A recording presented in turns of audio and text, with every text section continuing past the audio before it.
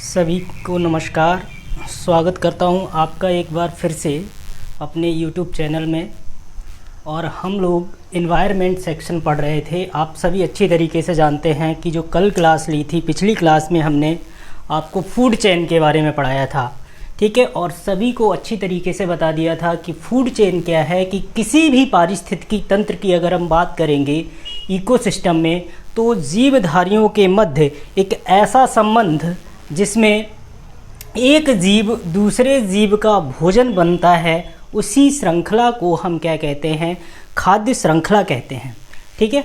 तो ये सारी चीज़ें मैंने आपको बता दी थी कि खाद्य श्रृंखला में उत्पादक, फिर प्राथमिक उपभोक्ता, द्वितीयक उपभोक्ता और तृतीयक उपभोक्ता, एक चैन ऐसी बनती है। और इसी को हमने क्या कहा था, पारिस्थितिकी तंत्र में खाद्य श्रृंखला कहा था। आज का जो हमारा टॉपिक है वो है खाद्य श्रृंखला के अंतर्गत या इकोसिस्टम के अंतर्गत पोषक पदार्थों एवं ऊर्जा का स्थानांतरण, कि किस प्रकार से ऊर्जा एक जीव से दूसरे जीव के लिए ट्रांसफ़र होती है, तो उसी का अध्ययन आज हम लोग करेंगे। आप सभी अच्छी तरीके से जानते हैं, जब मैंने खाद्य श्रृंखला पढ़ाई थी तो खाद्य श्रृंखला के आधार पर मैंने बताया था कि सबसे पहले दो प्रकार की खाद्य श्रृंखलाएं होती हैं। एक तो ग्रेजिंग टाइप की पढ़ाई थी और दूसरी पढ़ाई थी डेट्रिटस फूड चेन, जिसमें हमने एक एग्जाम्पल लिया है किसका बेटा, ग्रेजिंग टाइप का ले लो या किसी भी टाइप का आप ले सकते हैं। तो इसमें क्या होता है कि जो उत्पादक होते हैं, ग्रीन प्लांट्स होते हैं, इनको कौन खाता है, इनको शाकाहारी जीव खाते हैं, अर्थात प्राथमिक उपभोक्ता इनका क्या करते हैं, भक्षण करते हैं। और पुनः प्राथमिक उपभोक्ताओं का भक्षण कौन करता है, द्वितीयक उपभोक्ता करते हैं। और द्वितीयक उपभोक्ताओं का भक्षण कौन करता है, तृतीयक उपभोक्ता करते हैं। अब इनमें एनर्जी कैसे ट्रांसफ़र होगी, ऊर्जा का स्थानांतरण कैसे होगा, पोषक तत्वों का स्थानांतरण कैसे होगा, इसके बारे में जानकारी सबसे पहले देने वाले जो विद्वान थे उनका नाम था लिंडेमान। इसीलिए इसको बेटा लिंडेमान का नियम भी कहा जाता है। और इन्होंने 1942 में अपना यह नियम दिया था और इसके आधार पर इन्होंने बताया था कि किसी भी खाद्य श्रृंखला में ऊर्जा का जो स्थानांतरण होता है वो एक दिशी होता है, अर्थात एक ही दिशा में होता है। और इन्होंने एक रूल दिया था कि एक ऑर्गेनिज्म से दूसरे ऑर्गेनिज्म में एनर्जी ट्रांसफ़र जो होती है वो केवल और केवल बेटा 10% ही होती है। अर्थात लिंडेमान के नियम को हम 10% के नियम के नाम से भी जानते हैं। इन्होंने क्या कहा कि अगर उत्पादकों के पास संपूर्ण एनर्जी है, संपूर्ण ऊर्जा किसके पास है, उत्पादकों के पास है, क्योंकि उत्पादक ही बेटा क्या करते हैं, प्रकाश संश्लेषण की क्रिया के माध्यम से अपने भोजन का निर्माण स्वयं करते हैं। जब स्वयं भोजन का निर्माण करते हैं तो सबसे ज़्यादा एनर्जी किसके पास होगी, उत्पादकों के पास होगी। और उत्पादकों में कौन कौन आता है, ये चीज़ आप कमेंट बॉक्स में लिखकर बताएंगे। तो उत्पादकों की अगर हम बात करें बेटा, तो उत्पादकों को सबसे ज़्यादा एनर्जी प्राप्त होगी। अब जितनी उत्पादकों को एनर्जी प्राप्त हुई है, जब इस उत्पादक को कोई प्राथमिक उपभोक्ता खाएगा तो उस संपूर्ण एनर्जी का केवल और केवल 10% ही हस्तांतरित होगा। अर्थात उत्पादक की ऊर्जा का, कुल ऊर्जा का केवल और केवल 10% ही प्राथमिक उपभोक्ता को प्राप्त होगा। और यही क्रम लगातार चलता रहेगा। अर्थात जब प्राथमिक उपभोक्ता ने उत्पादक को खाया तो इसकी संपूर्ण ऊर्जा का केवल और केवल 10% किसको प्राप्त हुआ, प्राथमिक उपभोक्ता को। और इसके पास संपूर्ण एनर्जी जो होगी, अगर प्राथमिक उपभोक्ता को द्वितीयक उपभोक्ता क्या करता है, इसका भक्षण करता है, तो द्वितीयक उपभोक्ता को जो ऊर्जा प्राप्त होगी या जो न्यूट्रिएंट्स प्राप्त होंगे, जो पोषक तत्व प्राप्त होंगे, वो प्राथमिक उपभोक्ताओं का केवल और केवल 10% ही प्राप्त होगा। इसी प्रकार आप कह सकते हैं कि जो द्वितीयक उपभोक्ता है, इस द्वितीयक उपभोक्ता की संपूर्ण एनर्जी का केवल और केवल 10% ही किसके पास होगा, तृतीयक उपभोक्ताओं को प्राप्त होगा। ठीक है बेटा, एक चीज़ आप अच्छे से समझ लीजिएगा कि इसकी संपूर्ण एनर्जी का 10% किसको मिलेगा, तृतीयक उपभोक्ताओं को मिलेगा। और यह किसने बताया था, यह लिंडेमान महोदय ने बताया था। कब बताया था, 1942 में 1942 में ये बताया था। इसीलिए बेटा इसे क्या कहा जाता है, 10% का नियम भी कहा जाता है। इकोसिस्टम में ऊर्जा स्थानांतरण का 10% का नियम, और यह 10% का नियम किसने दिया था? लिंडेमान महोदय ने दिया था। एक एग्जाम्पल के माध्यम से समझते हैं। जैसे हरे पेड़ पौधे, ये क्या हो गए बेटा? उत्पादक हो गए। क्यों उत्पादक होंगे? क्योंकि यह प्रकाश संश्लेषण की क्रिया के द्वारा अपने भोजन का निर्माण स्वयं करते हैं। अब हरे पेड़ पौधों को किसने खा लिया? सपोज करो हिरन ने खा लिया। हिरन क्या है? प्राथमिक उपभोक्ता है, अर्थात शाकाहारी जीव है। और इस हिरन को किसने खा लिया? इस भेड़िए ने खा लिया, ठीक है। और भेड़िए को किसने खा लिया? शेर ने खा लिया, जो कि तृतीयक उपभोक्ता के अंतर्गत आता है। अब यह मान के चलते हैं बेटा, अब यह मान के चलते हैं जो हमारे हरे पेड़ पौधे थे, इनके पास संपूर्ण ऊर्जा का, आप ये मान के चलते हैं कि इसके पास 1000 यूनिट ऊर्जा थी, 1000 यूनिट ऊर्जा थी। और जब इस हरे पेड़ पौधे को हिरन ने खाया, हिरन ने भक्षण किया, तो बेटा इस 1000 का केवल और केवल 10% ही एनर्जी किसको प्राप्त होगी? हिरन को प्राप्त होगी। अर्थात आप 1000 यूनिट का 10% जब निकालेंगे तो कितना प्राप्त होगा? 100 यूनिट। अर्थात यहाँ से एनर्जी 1000 यूनिट टोटल एनर्जी थी, और इसका यहाँ पर स्थानांतरण हुआ तो हिरन को कितने यूनिट एनर्जी मिली? 100 यूनिट एनर्जी मिली। अब इस हिरन को भेड़िया खाता है, तो बेटा अब इस 100 यूनिट का 10% निकाला जाएगा, और इस 100 यूनिट का 10% कितना आएगा?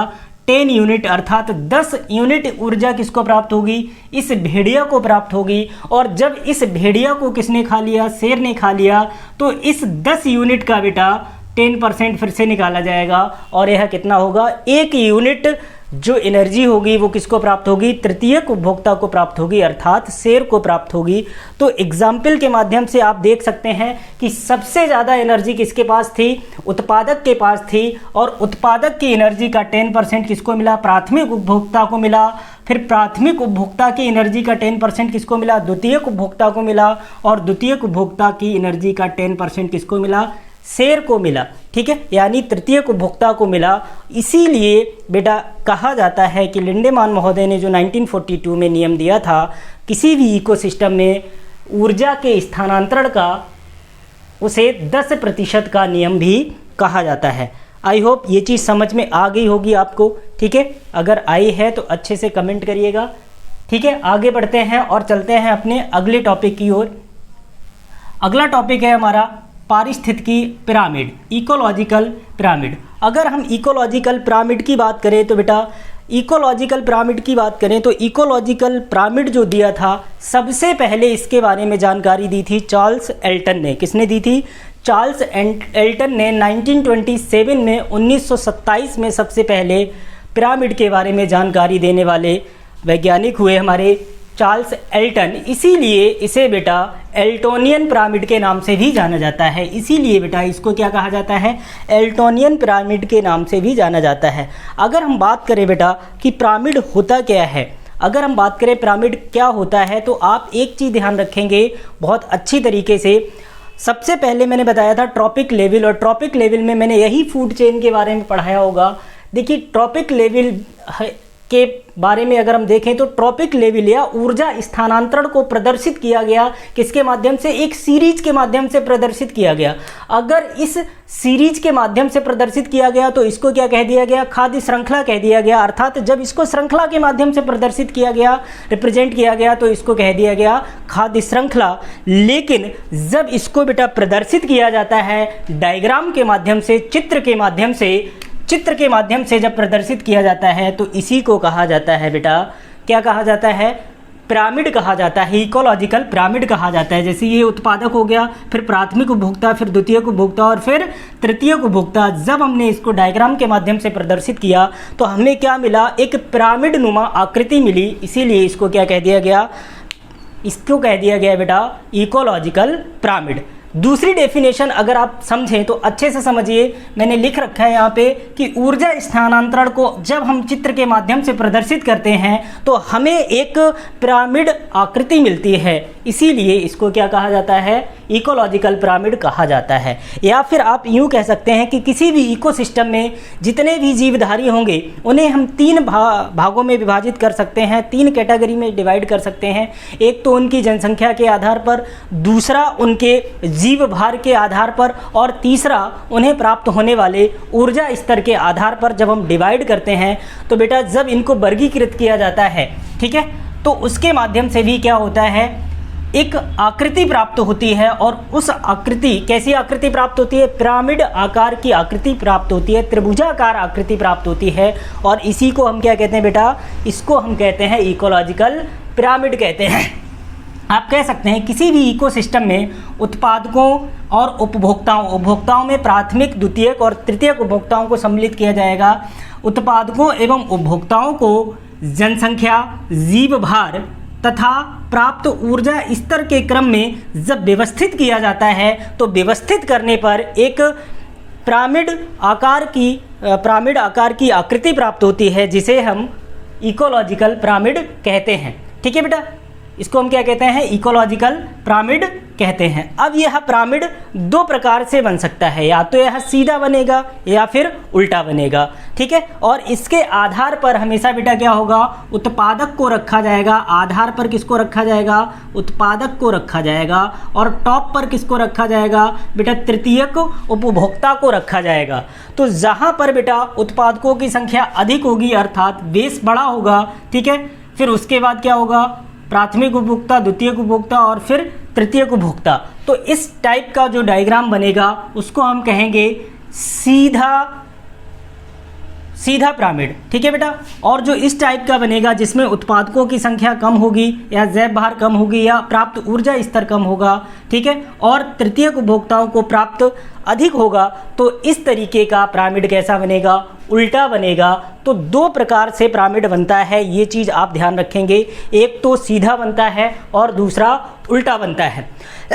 ठीक है बेटा, इतनी चीज़ समझ में आ गई आपको। एक तो बनता है अपवार्ड और दूसरा बनता है डाउनयार्ड।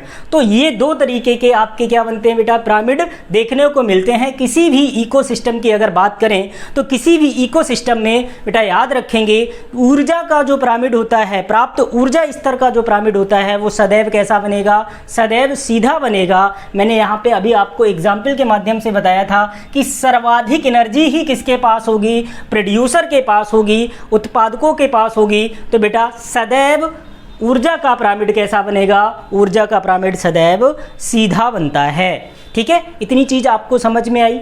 ठीक है, अब हम बात करते हैं कि ये कितने प्रकार के होते हैं, अर्थात पिरामिड की बात कर रहे हैं। पिरामिड कितने प्रकार के होते हैं, पिरामिड मुख्यतः तीन प्रकार के होते हैं। एक को हम कहते हैं जनसंख्या का पिरामिड, अर्थात pyramid of number. Pyramid of number का मतलब क्या हुआ, जब हम किसी इकोसिस्टम में जीवधारियों अर्थात उत्पादकों और उपभोक्ताओं को उनकी जनसंख्या के क्रम में व्यवस्थित करते हैं, जब उनकी जनसंख्या के क्रम के रूप में उन्हें व्यवस्थित करते हैं तो हमें क्या प्राप्त होता है, एक पिरामिड नुमा आकृति प्राप्त होती है, जिसे हम जनसंख्या का पिरामिड कहते हैं। बात क्लियर हुई या नहीं हुई?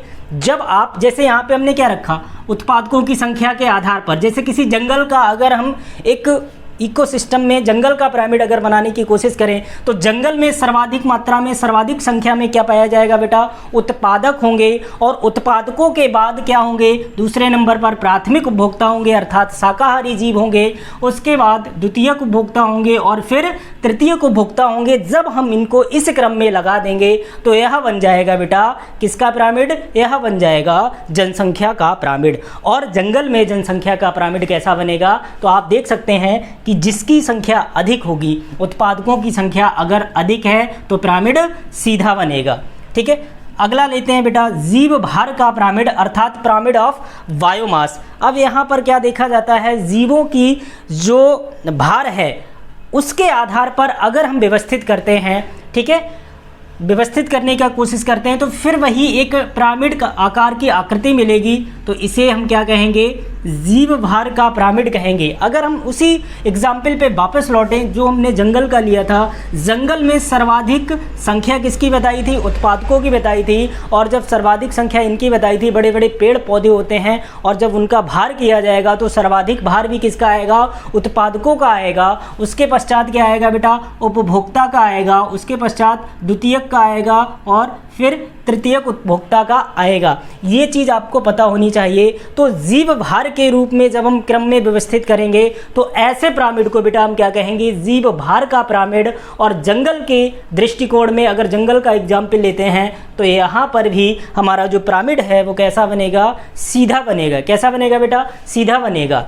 ठीक है, बात करते हैं ऊर्जा का पिरामिड, पिरामिड ऑफ एनर्जी। और मैं आपको पहले ही बता चुका हूं कि ऊर्जा का पिरामिड सदैव कैसा बनता है, सदैव सीधा बनता है। चाहे वो किसी भी इकोसिस्टम की बात करें, चाहे जंगल के इकोसिस्टम की बात करें, चाहे समुद्र के इकोसिस्टम की बात करें, चाहे तालाब के इकोसिस्टम की बात करें, ऊर्जा का पिरामिड सदैव कैसा बनेगा, सदैव सीधा बनेगा। ऊर्जा का पिरामिड क्या है बेटा, जब हम किसी इकोसिस्टम में जीवधारियों अर्थात उत्पादकों और उपभोक्ताओं को उनको प्राप्त होने वाले ऊर्जा स्तर के आधार पर व्यवस्थित करते हैं तो इस प्रकार बनने वाले पिरामिड को हम क्या कहेंगे, ऊर्जा स्तर या ऊर्जा का पिरामिड अर्थात पिरामिड ऑफ एनर्जी कहेंगे। और मैं आपको बता चुका हूं कि सर्वाधिक एनर्जी ही किसे प्राप्त होती है, उत्पादकों को प्राप्त होती है किसी भी इकोसिस्टम में। तो सर्वाधिक मात्रा में कौन होंगे, उत्पादक होंगे जिन्हें एनर्जी प्राप्त होगी। तो सर्वाधिक एनर्जी किसे प्राप्त होगी, उत्पादकों को, उसके बाद प्राथमिक उपभोक्ता को,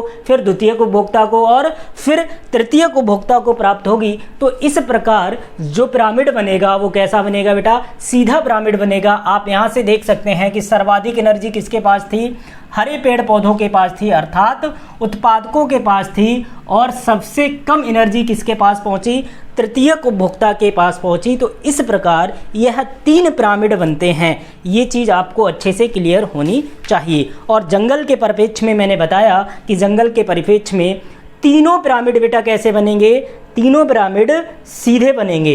तो अगर हम यहाँ देखें जंगल में तीनों पिरामिड कैसे बनेंगे, भाई सबसे ज़्यादा संख्या किसकी होगी उत्पादकों की होगी। ठीक है, तो इसलिए पिरामिड कैसा बनेगा, जनसंख्या का सीधा बनेगा, जीव भार का सीधा बनेगा। ठीक है बेटा, और ऊर्जा का तो हमेशा सीधा बनता ही है। तो किसी भी इकोसिस्टम की अगर हम बात करें तो किसी भी इकोसिस्टम की बात करें तो उसमें आप पिरामिड बता देंगे कि किस तरीके का पिरामिड बनेगा। जैसे समुद्र का अगर हम बात करें, समुद्र के इकोसिस्टम की बात करें तो समुद्र के इकोसिस्टम में आप बताइएगा कि जनसंख्या की दृष्टिकोण से किस तरीके का पिरामिड बनेगा। आप सभी जानते हैं कि पेड़ पौधों की संख्या कम होगी अर्थात वहाँ इनकी संख्या कम होगी, जलीय जीवों की संख्या अधिक होगी। तो पिरामिड कैसा बन जाएगा, पिरामिड बेटा उल्टा बन जाएगा। ठीक है, अगर समुद्र में हम ऊर्जा की बात करें तो जाहिर सी बात है, मैंने बताया था कि किसी भी इकोसिस्टम में अगर हम एनर्जी की बात करेंगे, ऊर्जा के पिरामिड की बात करेंगे तो वो सदैव सीधा बनेगा। और जैव भार की दृष्टिकोण से अगर हम बनाए पिरामिड तो किस तरीके का बनेगा, यह आप लोग कमेंट बॉक्स में बताएंगे। ठीक है, तो ये आपको मैंने पढ़ा दिया इकोलॉजिकल पिरामिड अर्थात पिरामिड पढ़ा दिया, पारिस्थितिकी पिरामिड के बारे में मैंने आपको बता दिया। ठीक है, चलते हैं अगले टॉपिक की ओर। और अगला टॉपिक है हमारा पारिस्थितिकी निकेत, इकोलॉजिकल निके। इकोलॉजिकल निके की अगर हम बात करें बेटा तो सबसे पहले इसके बारे में बताया था ग्रीनेल्स महोदय ने। किसने बताया था, सबसे पहले ग्रीनेल्स महोदय ने इसकी चर्चा की थी। और इन्होंने बताया था कि किसी भी इकोसिस्टम की अगर हम बात करें तो किसी भी इकोसिस्टम में प्रत्येक जीव की प्रजाति का एक निश्चित सुरक्षित स्थान होता है और उसी स्थान में वह अपने जीवन का विकास और वृद्धि करता है। ऐसे ही निश्चित और सुरक्षित स्थान को हम क्या कहते हैं बेटा, इकोलॉजिकल निके कहते हैं अर्थात पारिस्थितिकी निकेत या पारिस्थितिकी निलय कहा जाता है। जैसे आपके लिए आपका घर, आपका गांव, आपका ज़िला क्या है बेटा, एक इकोलॉजिकल निके है जहां पर रहकर आप अपना अच्छे से जीवन यापन कर सकते हैं। आपका शारीरिक मानसिक वृद्धि और अपने आप को आप डेवलप कर सकते हैं। इसी तरीके से जीवधारियों के लिए भी एक सुरक्षित स्थानीय क्षेत्र होता है जहां वह अपने जीवन यापन और अपना विकास सर्वाधिक कर सकते हैं। तो इसी क्षेत्र को बेटा क्या कहा जाता है, पारिस्थितिकी निकेत कहा जाता है। और यह पारिस्थितिकी निकेत बेटा एक प्राकृतिक आवास होता है, जीवों का एक नेचुरल हैबिटेट होता है। ठीक है बेटा, क्या क्या होता है, जीवों का प्राकृतिक आवास होता है। ठीक है, इसके साथ ही साथ दूसरा पॉइंट याद रखेंगे कि इसमें प्रजातियों का स्थानीय वितरण होता है, अर्थात एक निकेत की प्रजाति दूसरे निकेत में उतने अच्छे से विकसित नहीं हो सकती, अर्थात जो निकाय जो निलय जिस जीव का है, जिस प्रजाति का है, वही प्रजाति अपने क्षेत्र में अच्छी तरीके से अपने विकास को कर सकती है। ये चीज़ क्लियर हुई या नहीं? तो ग्रीनेल्स महोदय ने पारिस्थितिकी निकेत की संकल्पना दी थी और इन्होंने बताया था कि प्रत्येक जीव का एक सुरक्षित स्थानीय क्षेत्र होता है जिसमें वह अपने जीवन यापन और वृद्धि एवं विकास कर सकता है। ठीक है, इतनी चीज़ क्लियर हुई। नेक्स्ट टॉपिक की ओर बढ़ते हैं। अगला टॉपिक है हमारा पारिस्थितिकी उत्पादकता, इकोलॉजिकल प्रोडक्टिविटी। अगर बेटा इकोलॉजिकल प्रोडक्टिविटी की बात करें तो आप अच्छे से जानते हैं कि इकोलॉजिकल प्रोडक्टिविटी क्या होती है। इकोलॉजिकल प्रोडक्टिविटी की बात करें तो किसी भी इकोसिस्टम की बात कर लें या किसी क्षेत्र की बात कर लें तो जितने भी उत्पादक होंगे, प्रकाश संश्लेषण की क्रिया के माध्यम से जितनी एनर्जी स्टोर करके रखते हैं एक निश्चित समय में, और एक निश्चित क्षेत्र की बात मैं कर रहा हूँ, एक निश्चित समय में सभी उत्पादक, एक निश्चित क्षेत्र के सभी उत्पादक प्रकाश संश्लेषण की क्रिया के द्वारा जितनी संपूर्ण ऊर्जा एकत्रित करते हैं उसी को बेटा क्या कहा जाता है, उसको पारिस्थितिकी उत्पादकता कहा जाता है। ठीक है बेटा, उसको क्या कहा जाएगा, पारिस्थितिकी उत्पादकता कहा जाता है, इकोलॉजिकल प्रोडक्टिविटी कहा जाता है। अब एक चीज़ आप ध्यान रखेंगे कि इकोलॉजिकल जो प्रोडक्टिविटी है वो किस पर निर्भर करती है, किस पर डिपेंड करती है। तो अभी जैसा कि मैंने बताया कि ये बेटा डिपेंड करती है प्रकाश संश्लेषण की क्रिया पर, और इसी के साथ ही साथ प्रकाश संश्लेषण कब होगा, जब सूर्य की रोशनी मिलेगी। ठीक है, तभी प्रकाश संश्लेषण की क्रिया संपन्न होगी, अर्थात पारिस्थितिकी उत्पादकता प्रकाश संश्लेषण की क्रिया और सूर्य के ताप पर सबसे ज़्यादा निर्भर करती है। ठीक है, चूँकि हरे पेड़ पौधे जहाँ होंगे वहाँ प्रकाश संश्लेषण की क्रिया सर्वाधिक होगी, और सूर्य का प्रकाश जितना अधिक मिलेगा उतनी ही अधिक प्रोडक्टिविटी होगी। क्यों? क्योंकि प्रकाश संश्लेषण की क्रिया उतनी ही तीव्र होगी। तो एक चीज़ ध्यान रखना बेटा, ये है भूमध्य रेखा जिसे आप इक्वेटर कहते हैं, तो इसके आसपास घने जंगल पाए जाते हैं और यहाँ पर वर्ष भर क्या होती रहती है, बरसात होती रहती है। और इसके साथ ही साथ बेटा इस क्षेत्र में सूर्य की जो किरणें होती हैं वो हमेशा लंबवत पड़ती हैं, अर्थात सर्वाधिक सनलाइट कहाँ मिलती है, हमें भूमध्य रेखा पर मिलती है। ठीक है बेटा, तो सर्वाधिक उत्पादकता कहाँ होगी, भूमध्य रेखीय क्षेत्रों में सर्वाधिक क्या होती है बेटा, सर्वाधिक प्रोडक्टिविटी होती है। इकोलॉजिकल प्रोडक्टिविटी सबसे अधिक कहाँ होगी, भूमध्य रेखीय क्षेत्रों में।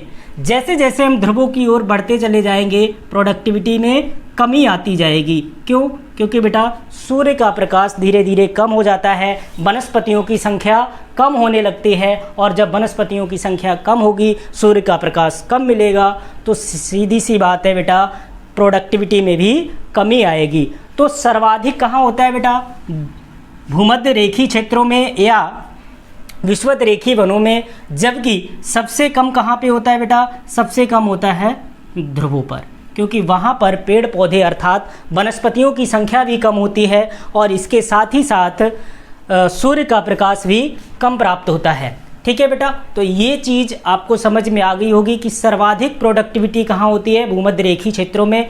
ठीक है, और सबसे कम ध्रुवीय क्षेत्रों में। जैसे जैसे हम भूमध्य रेखा से ध्रुवों की ओर बढ़ते हैं प्रोडक्टिविटी घटती जाती है, और जैसे जैसे हम ध्रुवों से भूमध्य रेखा की ओर आते हैं तो प्रोडक्टिविटी बढ़ती जाती है। ठीक है बेटा, तो आज का लेक्चर यहीं समाप्त करते हैं। ठीक है, थैंक यू वेरी मच।